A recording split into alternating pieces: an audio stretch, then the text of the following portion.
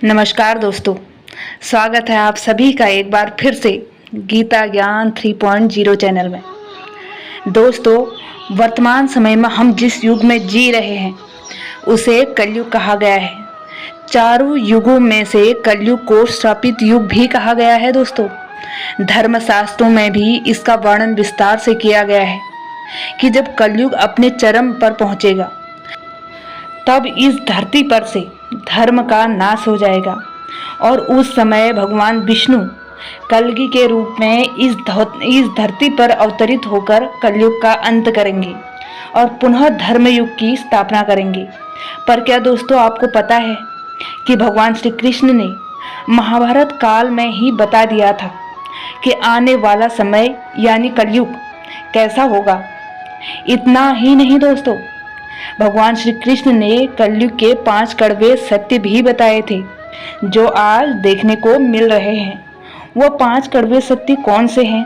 दोस्तों, अगर आप भी कलयुग के इन 5 कड़वे सत्य के बारे में जानना चाहते हैं तो वीडियो में अंत तक मेरे साथ बने रहें।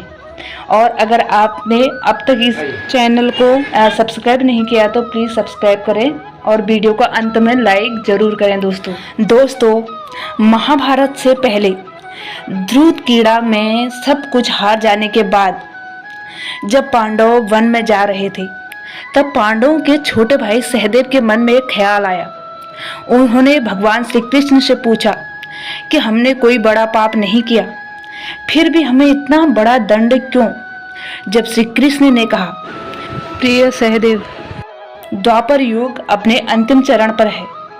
ये सब जो हो रहा है वह आने वाला कलयुग का प्रभाव है।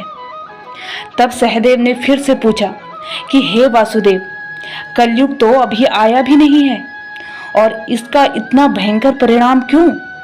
जब कलयुग आरंभ होगा तब क्या होगा? भगवान श्री कृष्ण ने कहा, आप सभी भाई वन में जाइए और वहाँ जो कुछ भी हो, जो कुछ भी आपको दिखे, आकर मुझे विस्तार से बताना होगा। उसी के आधार पर आपको कलयुग की गति के बारे में मैं बता पाऊंगा। भगवान श्री कृष्ण के ऐसा कहने पर पांचों भाई वन में अलग अलग दिशा में चले गए। कुछ समय वहां गुजर जाने के बाद जब पांचों भाई वन से वापस लौटे तो वो आश्चर्य से भरे हुए थे।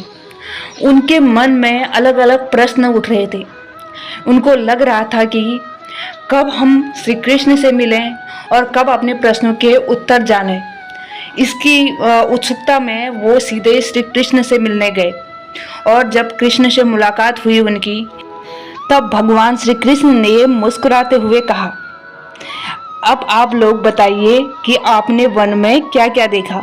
सबसे पहले युधिष्ठिर ने बताया कि हे योगेश्वर, मैंने एक 2 सूंड वाला हाथी को देखा। ऐसा कैसे हो सकता है और इसका क्या अर्थ है?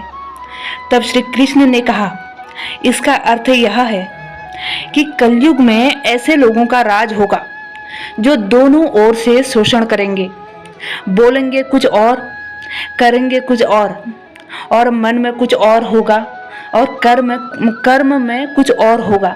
ऐसे ही लोगों का राज होगा। बाद में महाबली भीम ने कहा, हे वासुदेव, मैंने एक गाय को देखा जो अपने बच्चे को इतना चाट रही थी वह बच्चा लहूलुहान हो गया।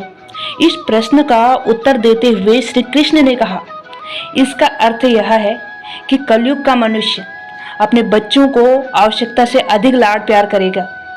उनकी अपने संतानों के प्रति माया और ममता इतनी बढ़ जाएगी कि उनके संतानों को अपने विकास का अवसर ही नहीं मिल पाएगा। कलयुग में माता पिता अपने संतानों को परिवार की मोह माया में बांध कर रखेंगे, जिसके कारण उनका घर बर्बाद हो जाएगा। किसी दूसरे का बेटा छोड़कर अगर साधु बनेगा तो हजारों व्यक्ति उनके दर्शन करेंगे, किंतु यदि अपना बेटा कभी साधु बनता है तो रोएंगे कि मेरे बेटे ने क्या करा और ये उसने अपनी जिंदगी बर्बाद कर दी। उसके माता पिता की इतनी सारी ममता होगी कि उसे मोह माया और परिवार में ही बांधकर और उसका जीवन वहीं खत्म हो जाएगा। ऐसा श्री कृष्ण कहते हैं भीम से। इसके बाद अर्जुन ने कहा, हे केशव, मैंने जो देखा वह तो इससे भी कहीं अधिक आश्चर्यजनक था। मैंने देखा कि एक पक्षी के पंखों पर वेद की रचनाएं लिखी हुई थी और वह पक्षी एक मुर्दे का मांस खा रहा था। इसका क्या अर्थ है? इस पर भगवान श्री कृष्ण ने मुस्कुराते हुए कहा कि कलयुग में ऐसे लोग होंगे जो बड़े ज्ञानी और ध्यानी कहलाएंगे। वो ज्ञान की चर्चा तो करेंगे, फिर आचरण तो राक्षसी होगा। बड़े पंडित एवं विद्वान कहलाएंगे, किंतु वे यही देखते रहेंगे कि कौन सा मनुष्य मर जाए और हमारे नाम अपनी संपत्ति कर जाए। चाहे कितने भी बड़े लोग होंगे, किंतु उनकी दृष्टि दूसरे के धन और पद के ऊपर ही रहेगी। सत्पुरुष तो बहुत कम ही दिखेंगे कलयुग में। इसके बाद नकुल ने अपना प्रश्न रखा और कहा, हे केशव, मैंने देखा कि एक बड़ी चट्टान पर्वत से गिरी और उसे बड़े से बड़े वृक्ष भी नहीं रोक पाए, किंतु एक अत्यंत छोटा सा पौधे का स्पर्श होते ही वह चट्टान वहीं पर स्थिर हो गई। इसका क्या अर्थ है भला? भगवान श्री कृष्ण ने कहा, कलयुग में मनुष्य का पतन शुरू हो जाएगा और उस पतन को धन और बड़े बड़े सत्ता रूपी वृक्ष भी रोकने में अक्षम होंगे, किंतु हरि नाम के एक छोटे से पौधे से मनुष्य जीवन का पतन होना रुक जाएगा। अतः कलयुग में हरि नाम ही मोक्ष और मुक्ति का एकमात्र मार्ग होगा। अब सहदेव ने प्रश्न किया सबसे अंत में, हे मधुसूदन, मैंने देखा कि एक स्थान पर 6-7 कुएं थे और आसपास के कुओं में पानी है, किंतु बीच का कुआं खाली है, जबकि बीच का कुआं ज्यादा गहरा है, फिर भी पानी नहीं है। ऐसा कैसे हो सकता है और इसका क्या अर्थ है? इस पर श्री कृष्ण बोले, कलयुग में धनी लोग लड़के लड़की के विवाह में, छोटे बड़े महा उत्सवों में, सत्ता के लालच में बहुत ज़्यादा पैसा खर्च करेंगे, किंतु अगर किसी भूखे को देखेंगे तो उनकी सहायता करने में किसी व्यक्ति को कोई रुचि नहीं होगी। उनका अपना ही सगा भूख से मरेगा, फिर भी वो लोग उसे देखते रहेंगे।